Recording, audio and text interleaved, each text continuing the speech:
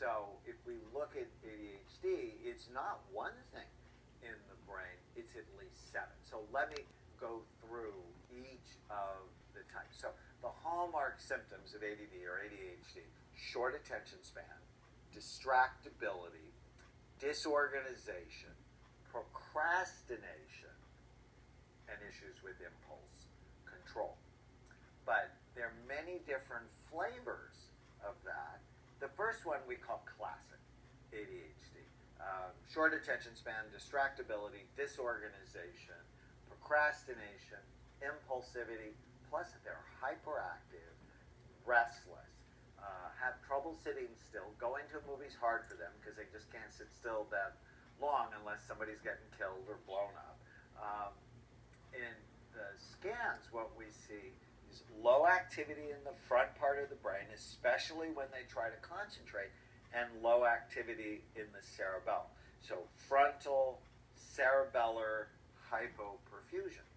And if we use something to raise dopamine, they get so much better. So it could be a stimulant like Ritalin or Vyvanse or Adderall, or it could be a stimulating supplement such as L-tyrosine or green tea. But there's also this thing called inattentive ADD that has been described for decades, where they have a short attention span and they tend to be distracted and disorganized and procrastinate. They're not terribly impulsive and they're not hyperactive. In fact, if anything, they're the opposite of hypoactive. But we also see low activity. In fact, it's lower activity in the brain as a rule in the prefrontal cortex and cerebellum. And we use the same treatment, which are stimulants or stimulating supplements. But then as I started to practice and do research, and my research area of interest early on was children and grandchildren of alcoholics, what I discovered was there's this overfocus type of ADD where they had low frontal lobe activity but a high cingulate, and they have all the ADD symptoms plus worried, rigid, inflexible. Things don't go their way, they get upset, they tend to be argumentative, oppositional, hold grudges. And if you just gave them a stimulant, they would become mean. And if you just gave them a serotonin medicine or supplement, they become spacey. And so what we found is they had both low dopamine, so that's what DA on the slide is, and low serotonin, that's the S. And then in fact I had to raise both of them at the same time. I wrote a book about this many years ago called Healing the Chaos Within, which was about growing up in an alcoholic home or having a significant alcohol history. So usually low dopamine, low serotonin, and at the time, 1994, so I talked about Prozac and Ritalin. I think now I'd probably use green tea and 5-HTP, but you want to raise dopamine and serotonin. And then there's a type I call limbic ADD, where their limbic system is hyperactive, but their prefrontal cortex and cerebellum are low.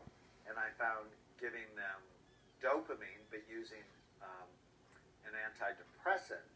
So limbic ADD, so SAD and ADD, they did better with either Wellbutrin, which is an antidepressant that raises dopamine, or SAMe, which is a supplement that raises dopamine, and norepinephrine, that's NE, and so much better. It was like the perfect key in the lock.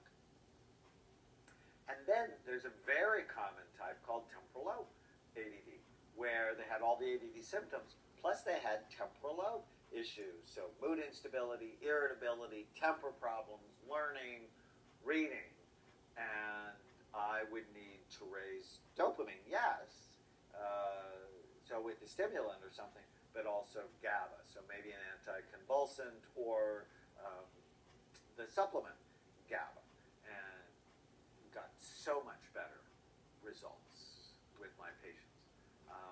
And then the type I actually didn't want to see, I described this later, was the ring of fire, where there's just too much activity in this person's brain. but it's high.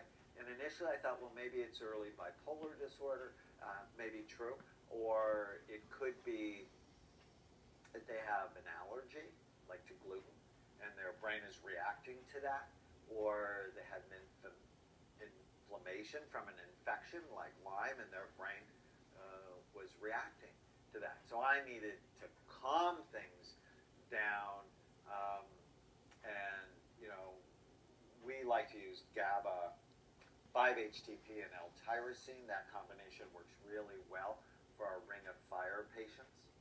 And then recently described what I call anxious ADD, where they have all the ADD features plus they're anxious. They'll never get up in front of a class to give a lecture because they're worried, and they're worried in part because of their ADD, that their mind will go